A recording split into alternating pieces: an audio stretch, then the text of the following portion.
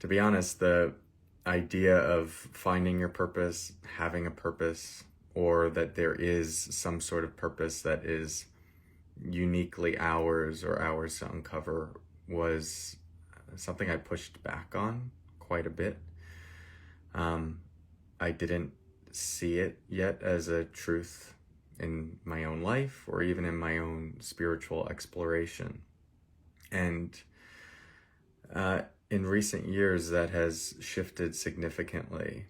I think part of the reason I've pushed back on the idea of purpose is that I just haven't liked the mainstream narrative around finding your purpose.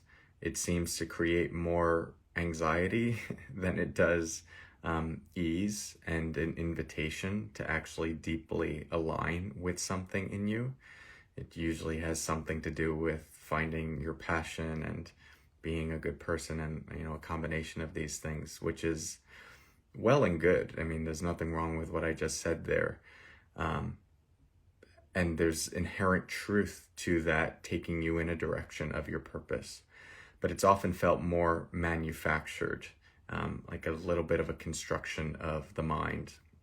And that's where the journey that I've been navigating more recently kind of just pushes back on some of those constructions of the mind. One of the things you may have seen me writing more about is this idea of, if there is a person you are meant to be, they are only going to be uncovered by listening for and surrendering to the most subtle and deepest pulse of truth moving through you moment to moment, and being ruthlessly committed to that.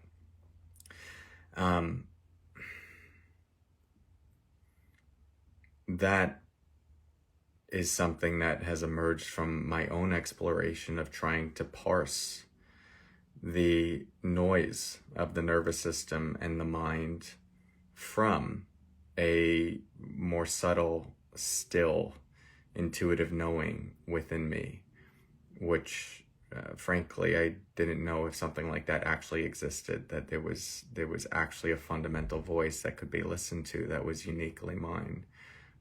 I feel very differently about that now. And so then the question really becomes like, well, how do we get to that voice? Like, I've got so much trauma, I've got so much conditioning, I've got so much distraction and so much going on in my life. The whole system is noisy and ungrounded, and I don't even know where to begin to figure out like what is mine and what is others.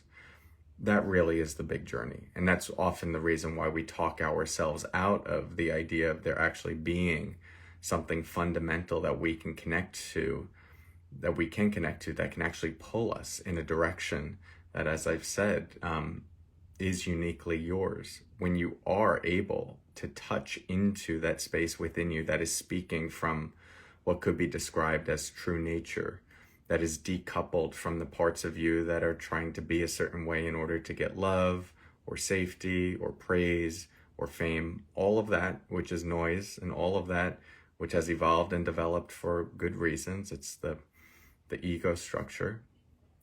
But when you start to unblend those parts from true nature, there is a distinct sense of your inner knowing, your voice.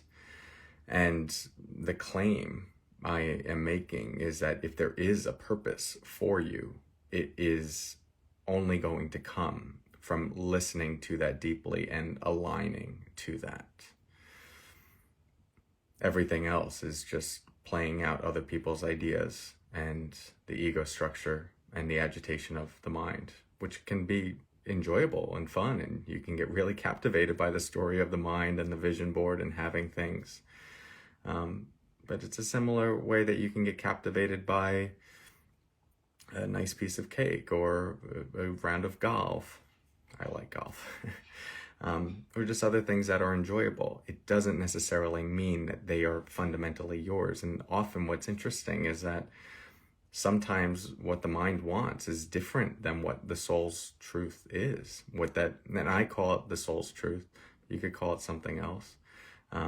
There's just like a sense of, I'm going in this direction now, but the mind's like, wait, I want this. That's how you know that something is actually working on a deeper level.